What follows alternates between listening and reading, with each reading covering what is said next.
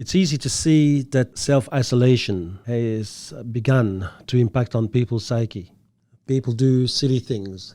There's so much now on blame, so much on stress, so much on domestic violence, so much on trying to break rules, so much on doing whatever we can to get out of this spot where we are in isolation. Mainly because I think humans are not built to be alone. We are creatures that are social beings. Still, being alone to me is a very different notion to being lonely. I think that you can feel lonely while you're in the crowd. I have to say that I have experimented being alone quite a lot lately, but I was never lonely. I was always busy doing something. I was always busy in my own head to think of something. For example, when it comes to my backyard, I haven't really paid notice in 17 years. And yet now it has become one of the things that I cherish the most. I went at the back of my property and noticed that my neighbors started to clear some of the areas and turn some of their areas by removing bushes and turning them into a beautiful picnic area. And I thought, how could that be that this thing has been around me for 17 years and I haven't seen it? And so I went onto the back of mine and started imagining what it could be like. Now, much of these times been spent alone, looking at things and seeing what it could be. And so in that respect, I wasn't maybe alone. Maybe I was in unity with some aspects of nature at that point in time. But still, let's look at it in a logical way. Being alone does not stop your mind from creating an environment where you're not. Being lonely is nothing else but a process in the mind that is about poor me and that is a spiraling down within oneself. So over the past few weeks, we have seen now the relaxing of the rules of having now 2 people over your place. So this last weekend I had Cam, one of the boys from Wine and Wisdom, and his family at our place. And they wanted to give me a hand in the back of our property. So they turned up on a Sunday at 10 and we got stuck into the weeding and dealing with the bushes, removing them. Now we didn't talk to each other too much because it was quite a busy day. Only at the end of the day, when we got the fire going and we sat down and enjoyed a good barbecue together, did we have a little bit of conversation. The beauty of all of this is sometimes you can be around friends and you don't have to say much. Just the company, just doing things together is enough.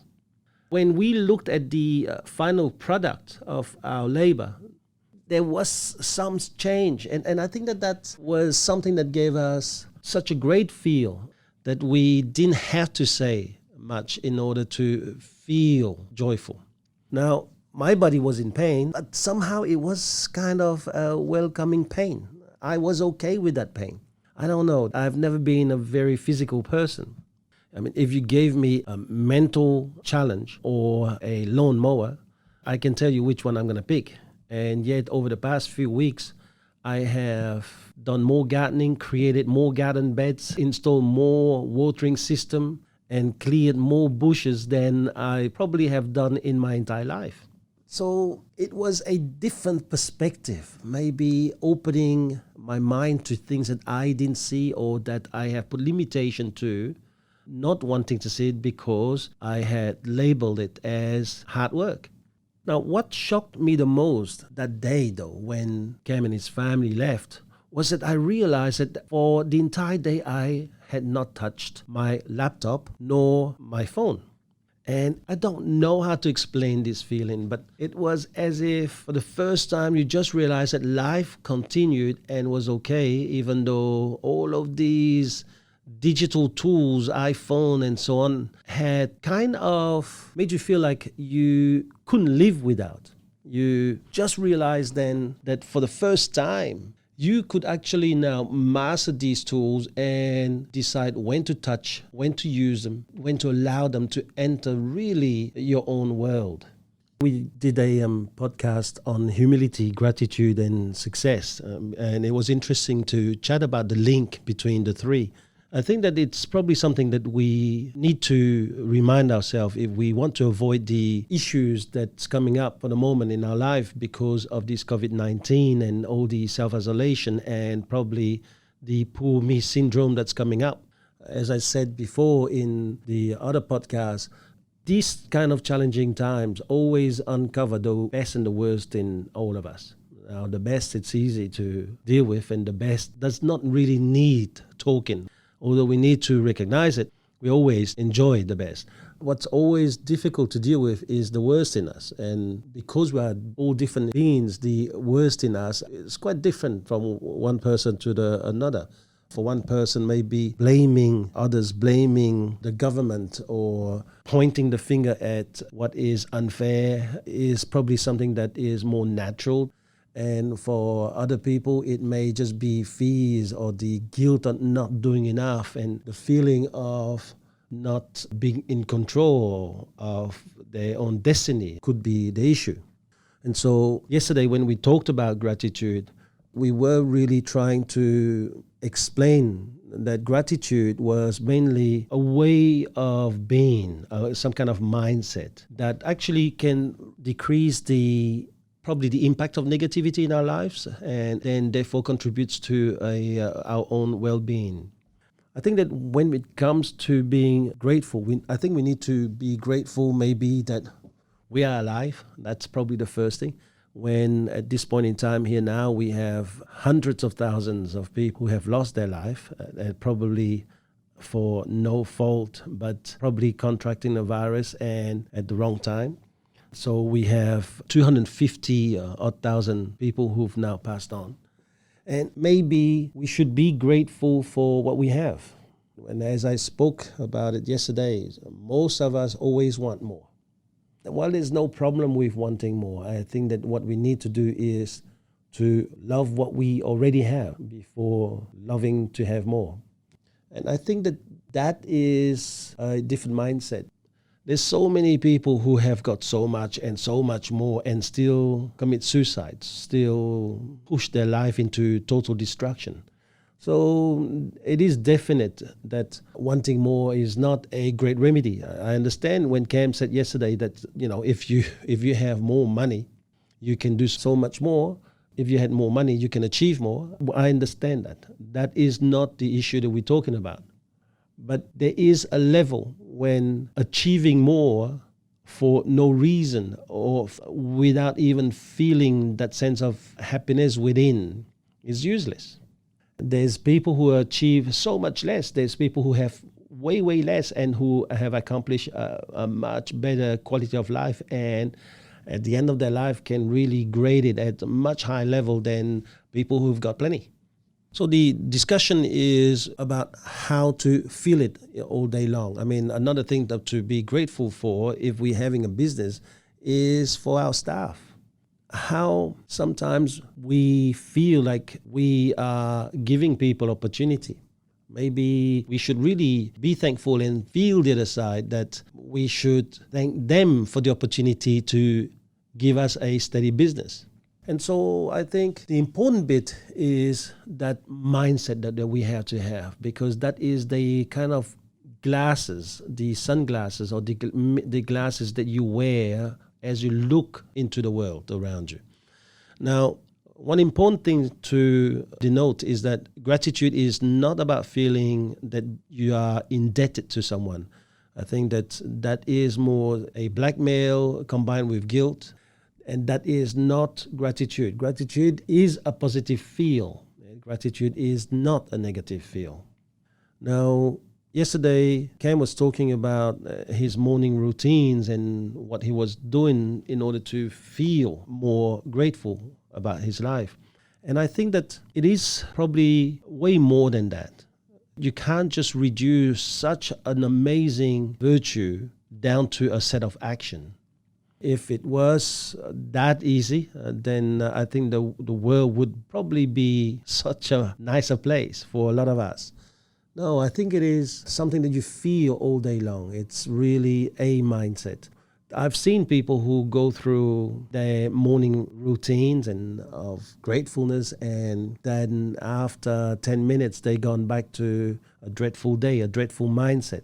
So we have to make sure that we understand.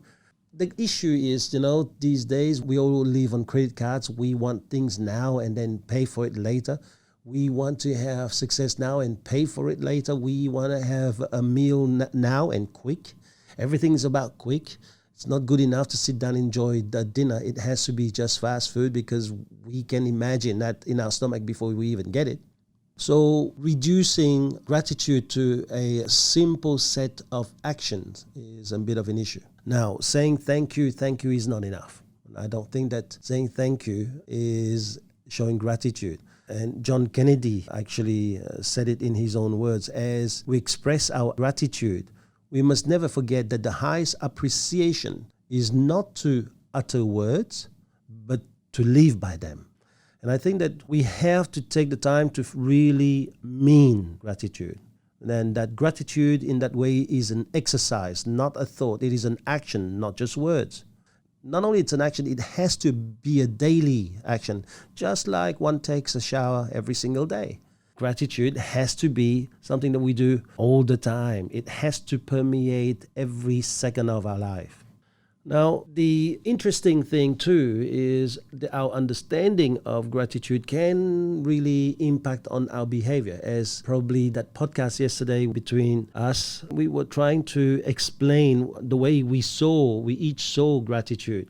And the definition that we each had actually drove our sense of gratitude, such as I think with Chris, his sense of gratitude was very much the ability to find good in every moment in our life. And that is, to me, a different thing again. But again, who's right, who's wrong? I'm not here to tell him whether what he's done is right or wrong. But the reason we share these kind of information between us is to enrich our ability to understand a very simple word and then make it a bigger part of our life in order to achieve more. Now, the absence of gratitude, I think, is when blame occurs. When you are grateful for things, you have the ability to just even embrace challenges because you understand that they are there for a certain reason. Now, you may not see that reason yet. You may not really comprehend or even you may even feel it being unfair. But there's one thing that it does for sure is that it refrains you from pointing the finger. I mean, we all know the line about when you point a finger at someone, there's always three fingers pointing back at you. We understand that, but we still, maybe some of us just understand the concept. We don't really appreciate the living of that concept.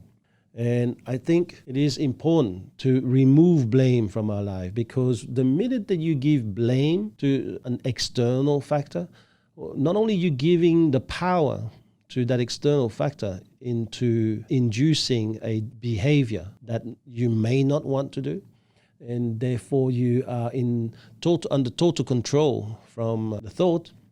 But also what you are doing is that you are not living life from your inner core. You are living life as a satellite, maybe around the external world.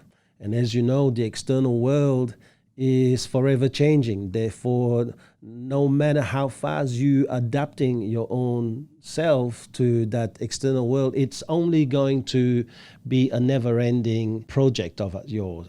And it's going to be a never-ending journey of trying to live life by external standards.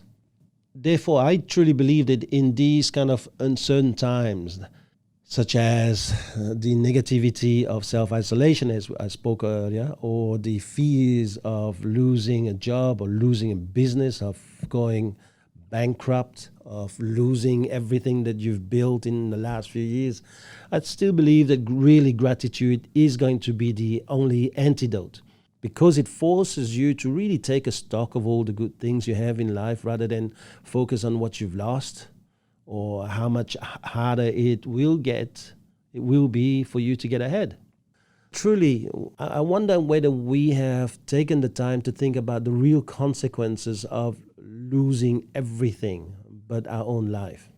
Because at that point in time, it probably pales into insignificance. I think that Buddha even talks about how if you're not having things doing so well, maybe you have something small doing better. And if not, well, be thankful that you're not sick. And if you're sick, well, be thankful you're not dead. And the way that he's reducing it to a much more fatalistic end really brings you to the fact that, anything beyond being alive should be a bonus. I understand it's not that easy. Like everybody else, there are days when I wake up and I don't feel like having a good day.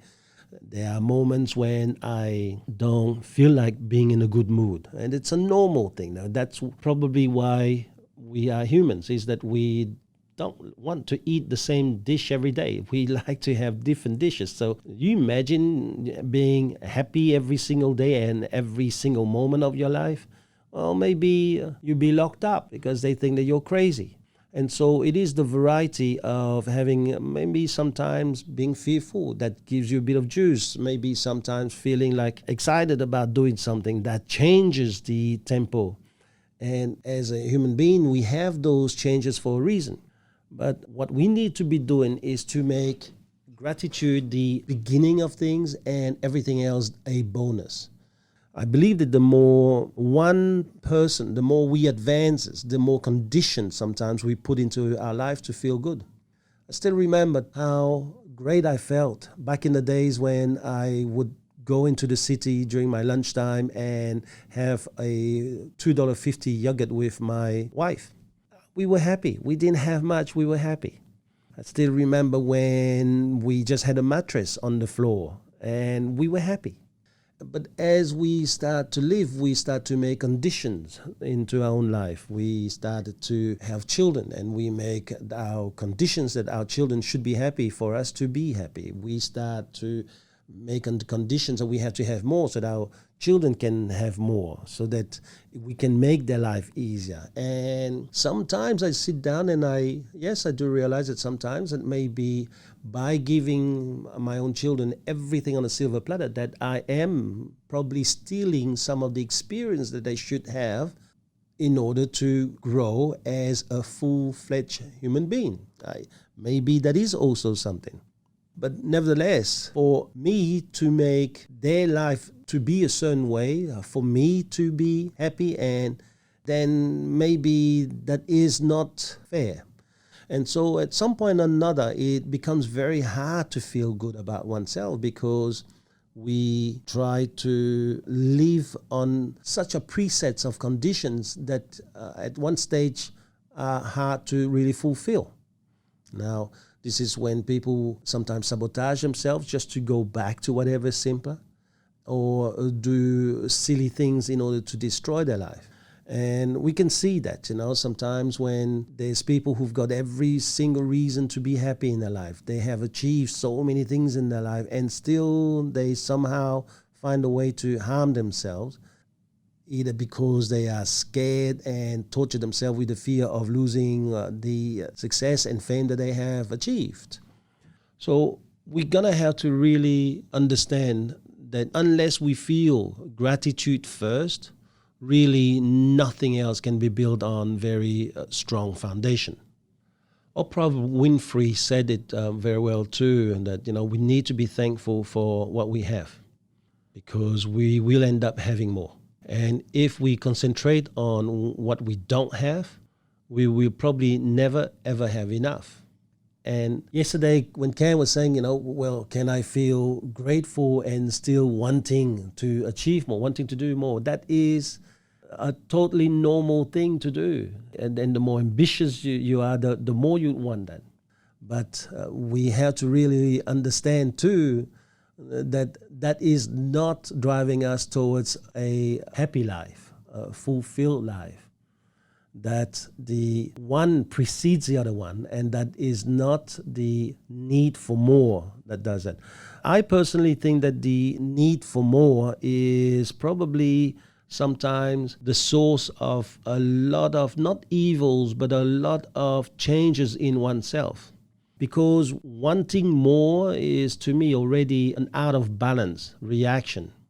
And whenever we go out of balance, there's always something happening. Just as much as I personally believe that COVID-19 is probably the beginning of a lot of things that's going to happen to this earth unless really we humans really change our ways. Because in the way that we are chasing the more and the more, we have to really understand one of the rules. I understand it that it is thermodynamics, but maybe it does suit us too, is that nothing is ever created or nothing is ever destroyed. It's just a change from one thing to another. Maybe that is another way of explaining the circle of life. But the more we take away from Mother Earth, the more she will react in certain ways. And so the way that we live, unless it is in symbiosis with our environment, we are going to create things that are going to deeply impact.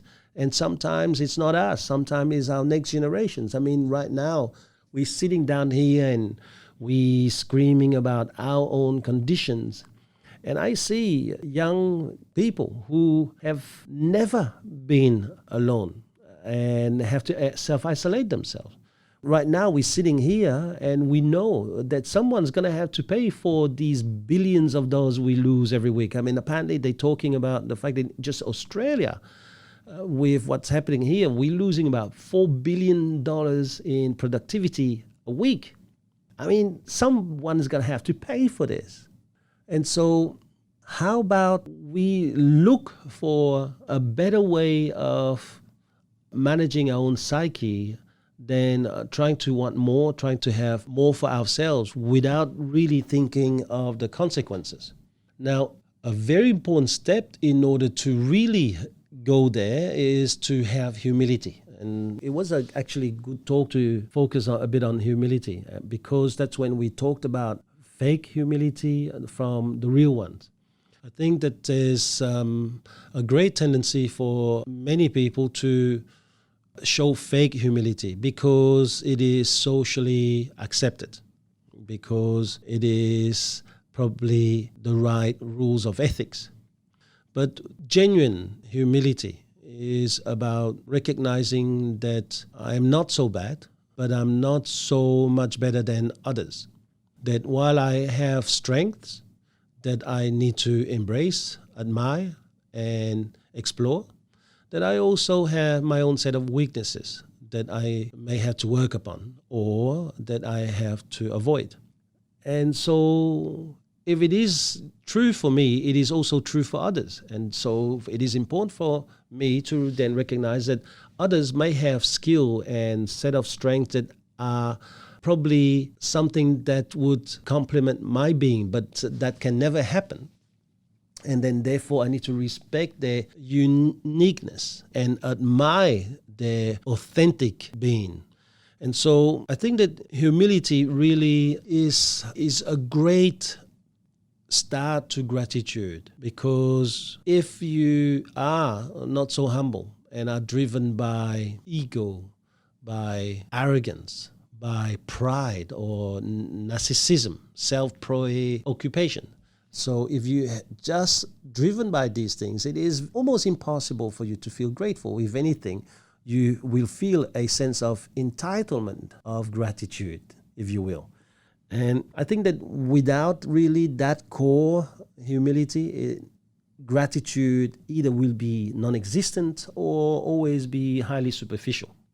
Now, it is hard to get there these days because we are living in a me, myself, and I kind of culture where we are surrounded by social media, and over the past now 8 to 10 years, we have been conditioned to a new way of thinking.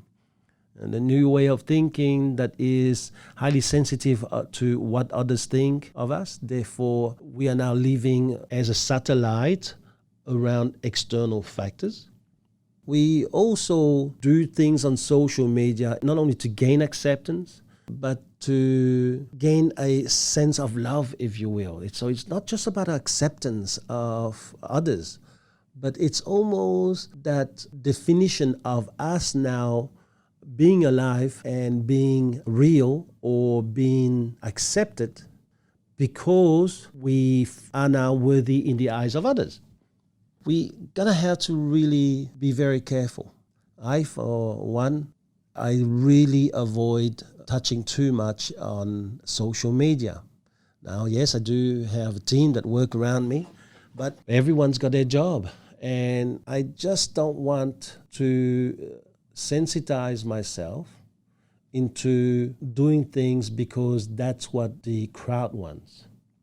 I think that Wayne Dyer was explaining it very well in one of the seminars I attended, where he said, when someone writes him a letter or says something that is good about him, he thinks that that person is an imposter, that they are trying to shape his behavior with a compliment. And when someone criticizes him, he also sees that the same way.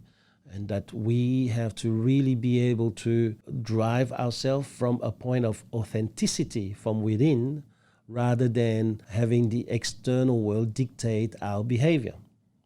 Now, when you're truly a humble person, therefore, your identity is intrinsic. It just comes from you know who you are, but more importantly, you're accepting who you are.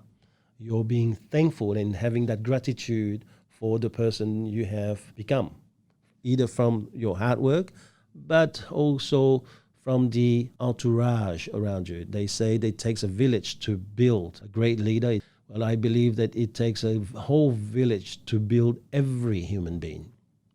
Now, the last thing, therefore, we spoke, and I touched earlier about a bit, was about the sense of success. I think that, first of all, we need to discern two different types of views. The Western culture seems to have a sense of success that is measured by what one gathers throughout life.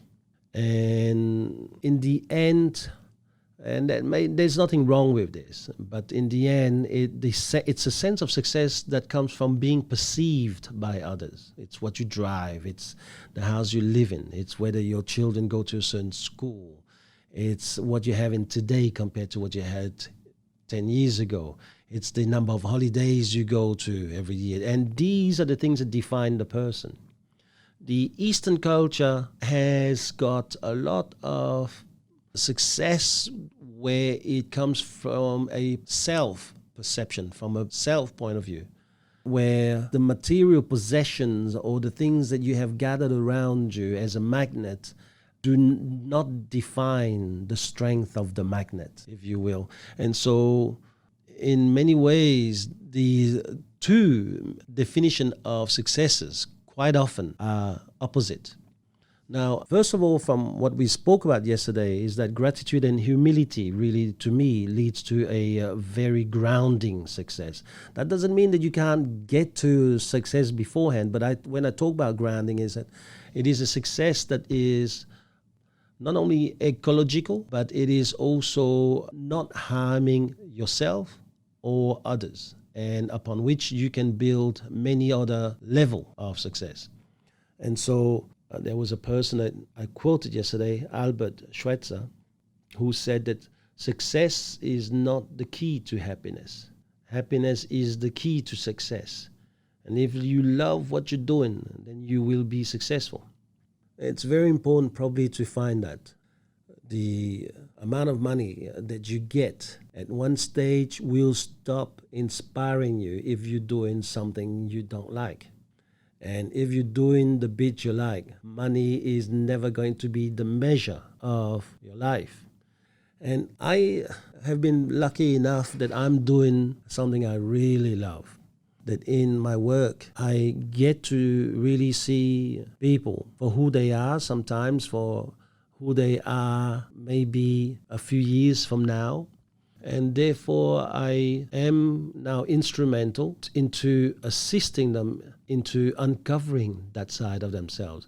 And having people being a passion of mine, it is really a great opportunity for me to just work with them. In that respect, I always tell people I don't have a job. It's a hobby, and hence, to me, doing that 7 days a week is not an issue. I never have a time limit for passions. One of the things that I have to say that the value of success that I've learned stem from my own mother, who did not go out there in her younger days to work and in order to show the world that she could run a restaurant and 3 bakery at the same time. But she just did that for an ulterior motive. And here I'm quoting again, I'm reminding you again maybe, or I'm reminding myself again of Viktor Frankl, is that she had a reason, a end goal that is way, way past and beyond the need to make money, that she wanted her 5 children to have enough or to even have more than enough. And so she was probably not the kind of person who dreamt of success. She was the kind of person who just woke up every single day and worked herself, totally oblivious that success was actually going to be knocking on her door mainly because of her hard work. Now, I personally believe in that quote that Helen Keller had, that is, that character cannot be developed in ease and quiet. Only through experience of trial and suffering can the soul be strengthened, ambition inspired, and success achieved. And that reminded me of that movie, Man of Honor, that is based on the true story of Kal Bashir, the first colored man who became master diver. And you look at this guy, he had to surmount stereotype, bigotry, racism. He had to fight the old ways. And still, what was inspiring to me in the movie, even though I know the movie didn't have everything correct, and this is why it's always based on the true story, not a true story, is that he did that without losing himself, without losing his values, without having to play at their own game. You know, I hear people who said, well, you know, if you go in a gun battle, don't turn up with a knife, pick up a gun. But I also remind myself quite often is that Gandhi, who brought down an entire empire away from India without even having to pick up a pocket knife.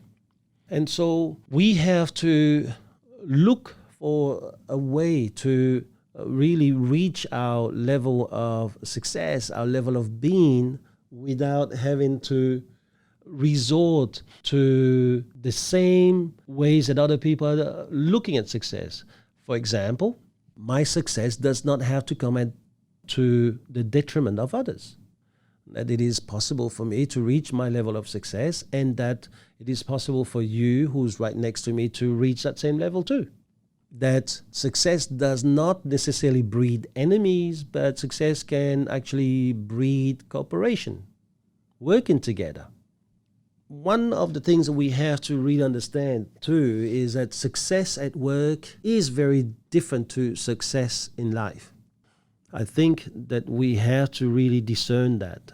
We can't be successful at work, and then when we go home, it's a shame that we can't have a high level of success at work and not give the same amount of dedication and passion into our own family.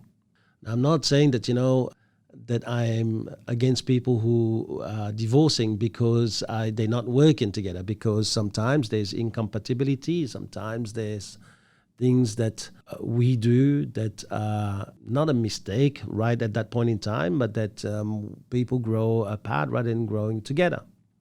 But we need to really ask ourselves that question.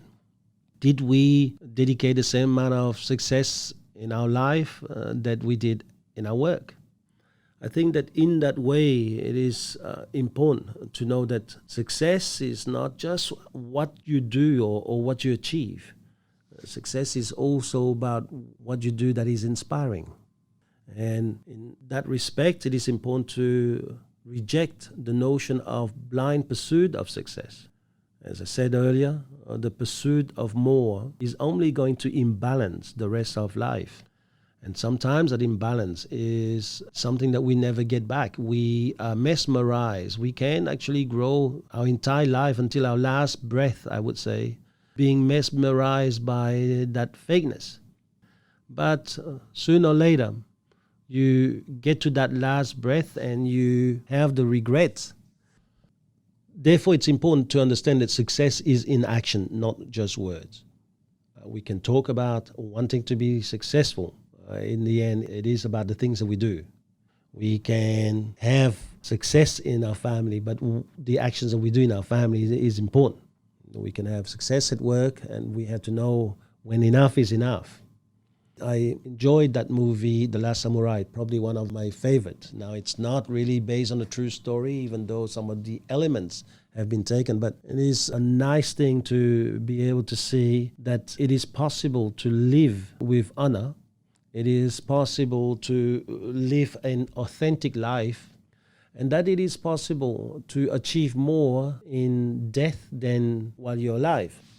And so I'm quoting Tony Hsieh, who said that we need to stop chasing the money and start chasing the passion.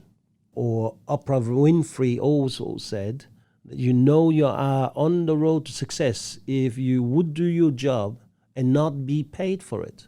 For me, the movie The Last Samurai depicts not only all of these things, but it depicts what Albert Einstein said, try not to become a man of success, rather become a man of value. And so this is my thought over the last few weeks on these issues. I'm asking myself whether I do these things in life. Now, it's not perfect. It's not always probably done the way I like, because as a human being, I'm driven too by my own weaknesses, my own defects, not only in the way I see things, but in the way I do things. Just like Dr. Heisenberg, the scientist who created quantum physics and also was probably the first into creating a fission of the atomic particle. He thinks that when you're observing something, the true nature of that thing that you observe really is only totally depending on what you do or what you see. It depends on the observer. And that the two are correlated, that a different observer would probably see something else. And he went on to create the law of uncertainty. Is that I think the way that you look at gratitude and humility will affect the way that you behave. That it is very important for you to take this time of COVID-19 to sit down and reevaluate some of those virtues and the things that you value in your life.